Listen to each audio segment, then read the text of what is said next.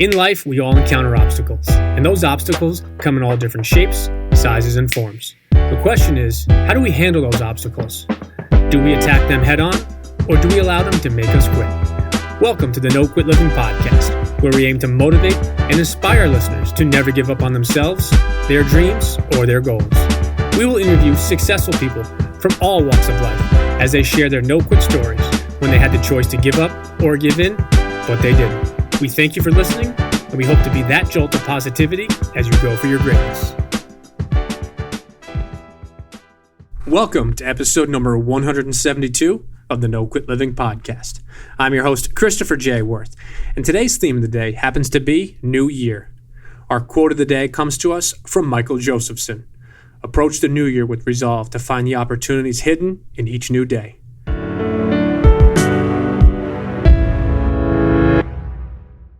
Today's episode is sponsored by the good people over at West Fair Communications, who publish the Westchester County Business Journal and the Fairfield County Business Journal. These newspapers do a wonderful job in covering all aspects of the business world within two of the most influential markets in the New York metropolitan area.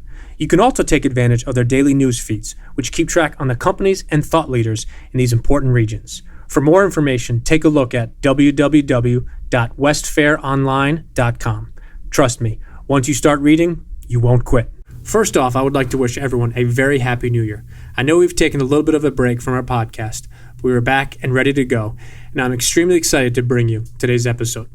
As 2018 comes to a close and we embark on a new goal, I urge our listeners to think bigger in 2019. I'm sure we've all seen and heard the idea, new year, new you. Within the last month, I've seen that theme blasted all over social media, on TV, as well as on multiple magazine covers. Personally, I love what the new year represents. To me, it symbolizes a new beginning and a fresh start, the opportunity to attack those challenges head on. A common theme with the new year also happens to be New Year's resolutions. I would be pretty comfortable saying that over the years, we have all probably set and broken our fair share of resolutions. Many people believe, and studies have shown, that over time, resolutions tend to fade. But why is that? Why is it that some people accomplish their resolutions while others don't? Last week, I came across a quote by Tony Robbins that really stood out to me. He was quoted saying that research shows that 80% of people give up on their resolutions by the second week of February. As I think back at the resolutions that I've set in my own life, I think Tony is probably pretty accurate.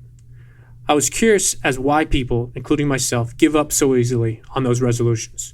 Why do some people continue to go after those resolutions with such enthusiasm throughout the year while others are done by early February? A resolution, as the name suggests, is a resolve or determination to do something. While a resolution is useful in providing a long-term picture of where you want to go, your goals happen to be those calculated steps that you need to achieve this resolution. For example, your resolution might be to get into better shape this year.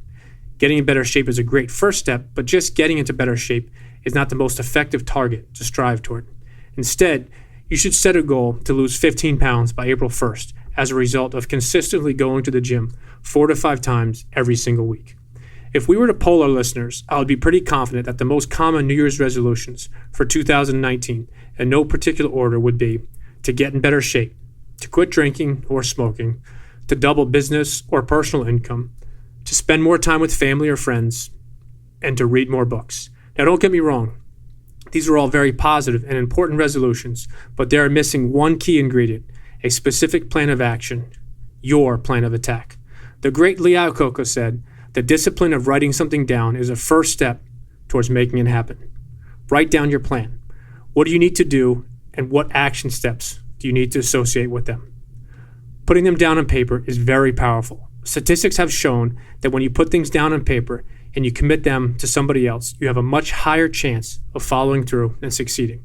Instead of aiming at just setting those New Year's resolutions, instead, focus your mind on results. Results don't come from whims of inspiration. They actually come from staying consistent and being truly committed. Commitment is the difference between success and mediocrity. As you are preparing to make 2019 your best, make sure that you have SMART goals, S-M-A-R-T. S stands for specific, M is measurable, A attainable, R realistic, and T time-bound.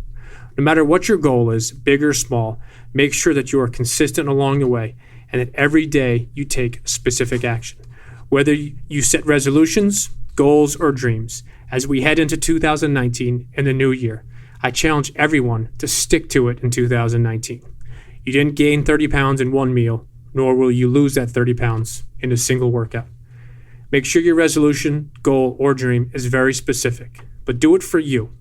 Don't compete against someone or try and be better than them. Have a nicer car or a bigger house. Try and become the best version of yourself for yourself.